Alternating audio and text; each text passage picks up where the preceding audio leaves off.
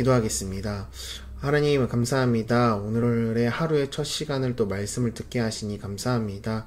우리가 이 말씀에 빗대어 정말 우리가 하나님 앞에 정결하고 온전한 사람들 될 수 있도록 인도하게 하시고 또 하루 가운데 정말 살아낼 수 있는 우리에게 힘을 더하여 주셔서 우리가 하나님을 기쁘게 할 수 있는 우리 모두 될 수 있도록 하나님 인도하게 하심 감사드리옵고 예수님의 이름으로 기도드렸습니다. 아멘. 네, 오늘 말씀은요, 요한복음 14장 16절 단 한 절로 우리 함께 나눠보고자 합니다. 우리 16절 다 같이 봉독하도록 하겠습니다. 내가 아버지께 구하겠으니 그가 또 다른 보혜사를 너희에게 주사 영원토록 너희와 함께 있게 하시리니. 아멘. 오늘 요한복음 14장 16절 말씀으로 성령의 능력이라는 주제로 함께 나눠보고자 합니다. 여러분, 많은 사람들은요, 예수님과 하나님은 잘 알지요. 그런데 성령님의 능력, 성령에 대한 존재는요, 좀 잘 알지 못하는 것 같습니다. 삼위일체라는 것은요, 참 쉽지 않습니다. 그러나 오늘 우리가 이 성령님에 대해서 이야기할 때 우리가 생각해야 될 것이 있습니다. 우리가 꼭 생각해야 될 것은요, 우리가 성령님을 인격적으로 믿느냐, 또 비인격적으로 믿느냐, 오늘 이 부분이 여러분들에게 분명하게 세워졌으면 좋겠습니다. 우리가 성령님을 비인격적으로 믿으면요, 우리의 신앙은 광신이 되고 맙니다. 성령님을 제대로 믿을 때 우리의 믿음이 제대로 세워질 수 있습니다. 어떤 신학생이요, 성령론에 대한 시험을 보게 되었다고 그럽니다.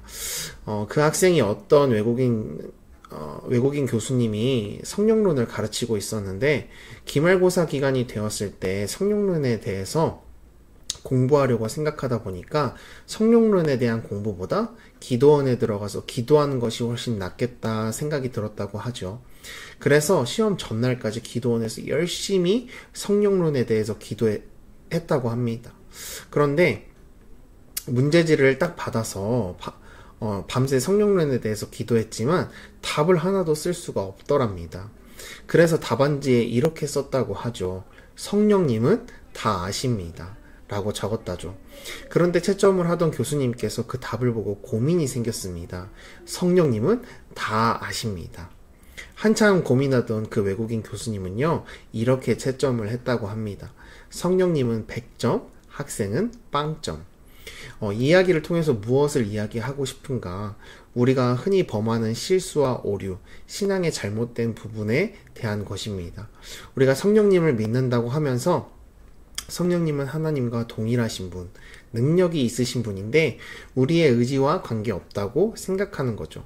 성령님은 우리와 아주 인격적인 관계를 맺기를 원하시고 또 우리와 인격적인 만남을 가지시길 원하시는 분입니다. 오늘 우리가 읽은 본문 말씀 중에 요한복음 14장 16절 말씀에 내가 아버지께 구하겠으니 그가 또 다른 보혜사를 너희에게 주사 영원토록 너희와 함께 있게 하리니. 우리는 성령에 대해서 많이 들어왔지만 모르는 부분들이 참 많습니다. 성경은 우리들에게 분명히 약속해주고 있습니다. 예수님께서 승천하시고 이후에 성령을 우리들에게 보내주시겠다. 그 약속이 우리의 신앙 가운데 어떤 관계가 있는가? A.W. 토저라는 사람은요, 이런 말을 한 적이 있습니다. 들어보십시오. 거의 대부분의 기독교 교회에서 성령은 전반적으로 무시되고 있다. 성령의 임재나 부재는 어느 누구에게도 진정한 문제거리가 되고 있지 않다. 성령에 관해 간단히 언급되는 경우는 축도식 혹은 침례식에 국한된다. 성자, 성부, 성령 정도로 언급된다는 것입니다. 성령의 존재에 대해서 성령님이 어떤 분이신가에 대해서 가장 명확하게 설명하는 것은요, 바로 성경 중에 요한복음입니다. 성령님의 존재에 대해서 알려면 우리는 요한복음을 공부해야 하고, 성령님의 존재가 아닌 성령님이 역사하실 때 어떤 일들이 일어나는가에 대해서 우리가 공부하려고 한다면 사도행전을 보아야 합니다. 요한복음은 성령님의 존재와 능력, 또 사도행전은 성령님이 역사하시는 것에 대하여 분명히 이야기하고 있습니다. 그래서 오늘은 성령님의 존재에 대해서 함께 이야기해보고자 합니다. 성령님의 역사에 대한 것은요, 신약에서 뚝 떨어져서 나온 것이 아니라 구약에 대해서도 영에 대한 언급이 이루어지고 있다는 것이죠. 창세기 1장 1절에서 2절을 보니까 이런 말씀이 있습니다. 태초에 하나님이 천지를 창조하시느니라. 땅이 혼돈하고 공허하며 흑암이 깊음 위에 있고 하나님의 영은 수면 위에 운행하시느니라. 하나님의 영, 우리가 성령님을 믿습니다라고 하는 고백은요, 그분의 존재로 인하여 우리들에게 일어나는 일을 우리들이 고백하는 것입니다. 성령님의 존재는 어떤 분이신가? 성령의 능력은 어떤 것인가? 성령은요, 우리가 알아야 할 것은 생명과 관계가 있다는 것을 우리는 알 필요가 있습니다. 성령은 생명과 관계가 있다. 흥미로운 것은요, 구약에서 성령이라고 말하는 단어가요, 히브리어로 루아흐입니다. 그렇게 루아흐라고 되어 있는데 외우고 잘난 체 하실 분들은 기억해 두시면 좋을 것 같습니다. 이 뜻은 바람이라는 의미를 가지고 있습니다. 창세기 2장에 하나님께서 아담을 창조하시고 흙으로 빚으시고 그의 코에 생기를 후 하고 불어넣으셨다. 이게 바로 루아흐입니다. 하나님께서 생기를 불어넣어 주셨을 때 그가 생령이 되었다. 성령, 영이 우리들 가운데 들어오게 될 때에 우리들이 살아나고 하나님과의 관계 속에 들어가게 되는 것이죠. 성령, 그것이 굉장히 중요한 역할을 합니다. 성령의 가장 큰 역사는 죽은 것을 살리는 생령이 되는 역사가 있습니다. 우리 모두가 아는 그 마른 뼈의 역사, 에스겔서 37장에 보니까 그가 내게 이르시되 인자야 이 뼈들이 능히 살 수 있겠느냐 하시기로 내가 대답하여 주 여호와여 주께서 아시나이다. 또 내게 이르시되 너는 이 모든 뼈에게 대언하여 이르기를 너희 마른 뼈들아 여호와의 말씀을 들을지어다.